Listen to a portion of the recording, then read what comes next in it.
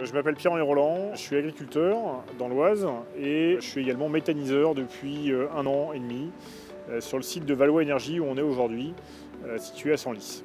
Donc on est ici sur un site de méthanisation agricole qui a démarré en juin 2017 et donc on fait de l'injection de biogaz. L'idée c'est donc de faire fermenter des déchets agricoles qui viennent soit de nos exploitations, soit d'industries agroalimentaires environnantes et par le principe de méthanisation transformer ces déchets en biogaz puis en biométhane afin de l'injecter dans le réseau de gaz de Senlis.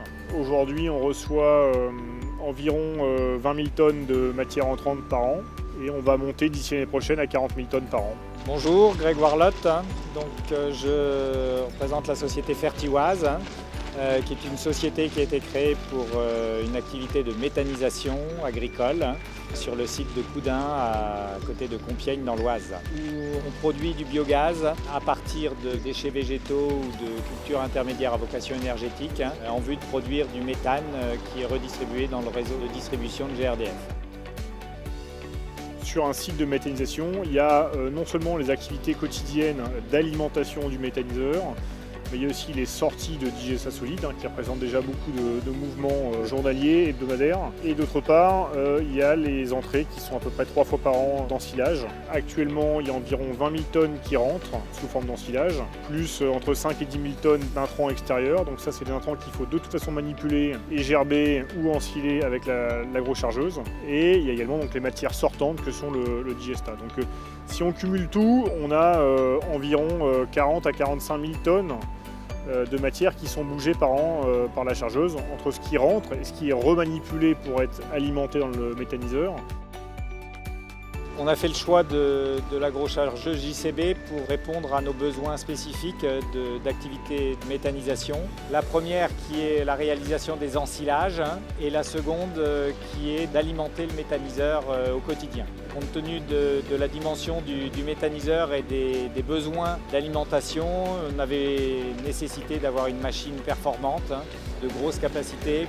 Au champ, on a 2 ensileuses, 8 rangs, qui ensilent donc soit des céréales immatures au printemps, soit du maïs à l'automne, et arrive ici au méthaniseur cadencé. Et donc l'agrochargeuse est la seule à emmener la matière sur le tas. Donc elle monte non seulement la matière en couche fine, elle la tasse. Le choix de cette machine s'est fait par rapport à ses performances, aussi à sa fiabilité, ses capacités de franchissement et de traction pour arriver à remonter la matière en haut des silos d'ensilage, et ensuite aussi pour sa capacité d'arrachement et de levée pour avoir des gains de productivité lors du remplissage du méthaniseur. Pourquoi JCB et pourquoi une 435 alors il y a pas mal de raisons à ça. Alors déjà si on discute agrochargeuse, à nos yeux il n'y avait que JCB qui construisait réellement des agrochargeuses dans le cahier des charges dès le départ. Le JCB nous a prêté une machine pour faire une démonstration en décembre 2016 sur de la pulpe. On a ensilé 4000 tonnes de pulpe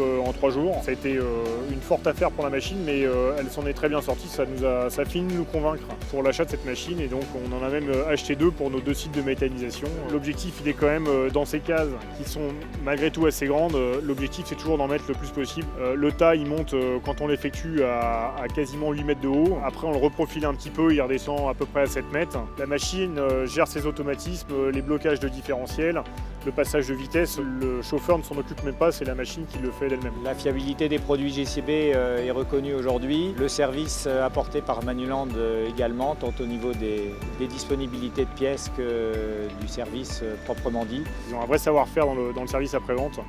Ils sont extrêmement performants. On est parti sur un financement en leasing, accouplé à un contrat de service full service et une extension de garantie de 5 ans. C'est Manuland qui gère la machine de A à Z, d'autant plus avec le live link qui lui permet de savoir quand intervenir. La machine fait plus de 1000 heures par an, donc voilà, on n'a pas trop le droit à l'erreur, il faut que ça fonctionne.